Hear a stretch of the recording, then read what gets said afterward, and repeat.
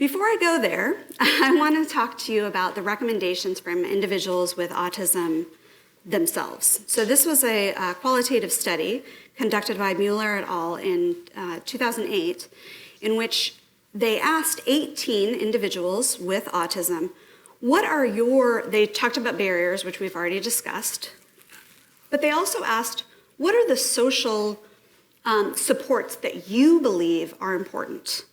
And so they asked him a series of both close-ended and open-ended interview questions.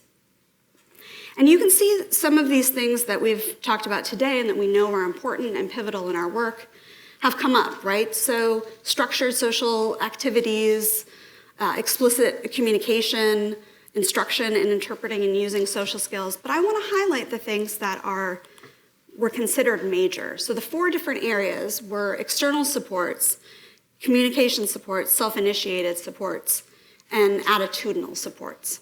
And so that's things like, changing the attitude of those around you.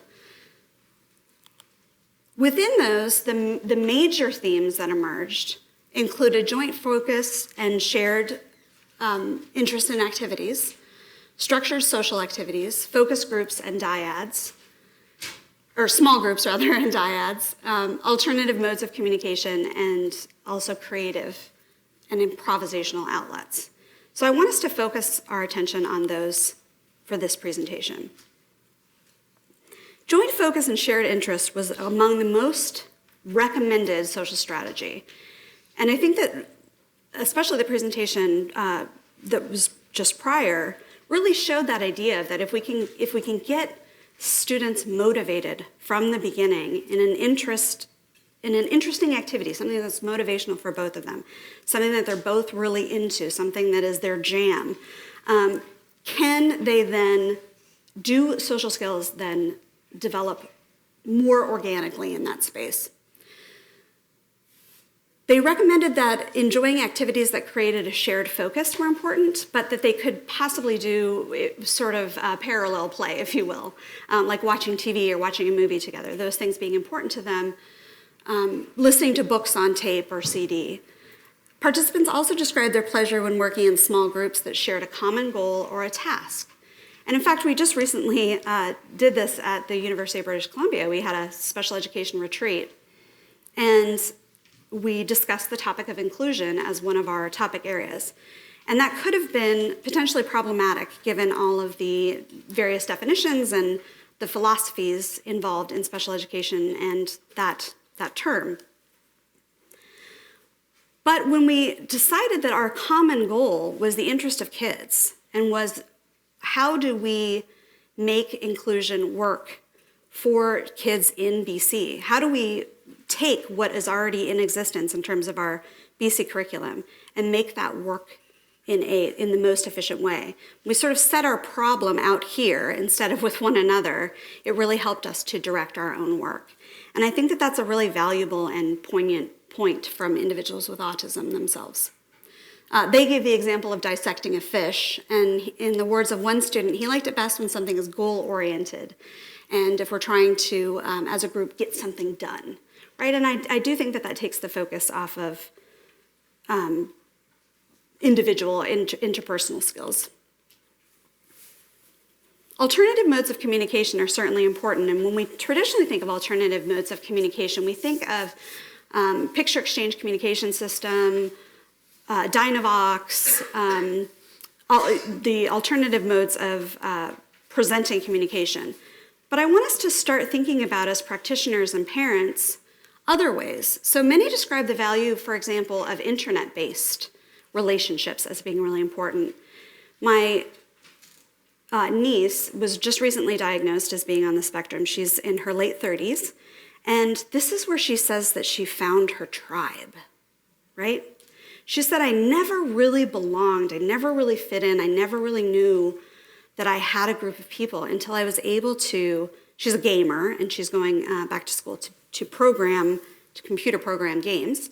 And she said, I never really thought that I had friends until I was able to get onto the internet and really connect with other people. And now that she has a diagnosis, of course, she's diagnosed all of our friends, right? I think this one might have a little, some characteristics of autism potentially. And so she's found this group that she really has this feeling of belonging and membership in. And I think that's important. And I hate that we're waiting until high school or middle school, the earliest, to give students this opportunity to really connect with others who are like themselves or who communicate in a similar way.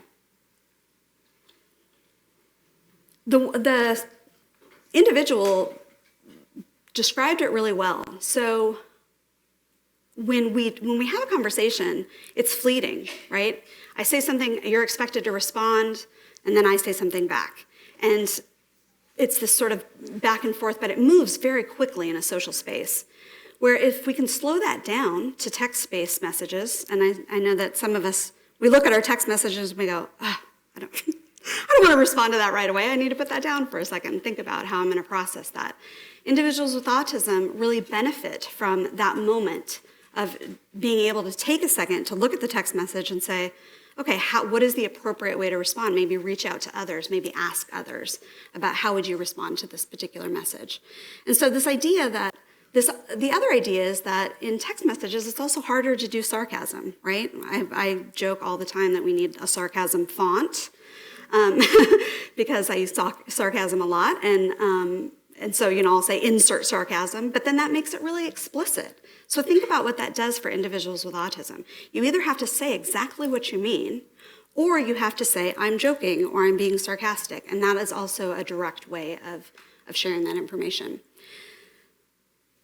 So my challenge to you as practitioners is to think about flexibility in the classroom for a range of responses, and think about this in terms of potentially a universally designed framework for instruction.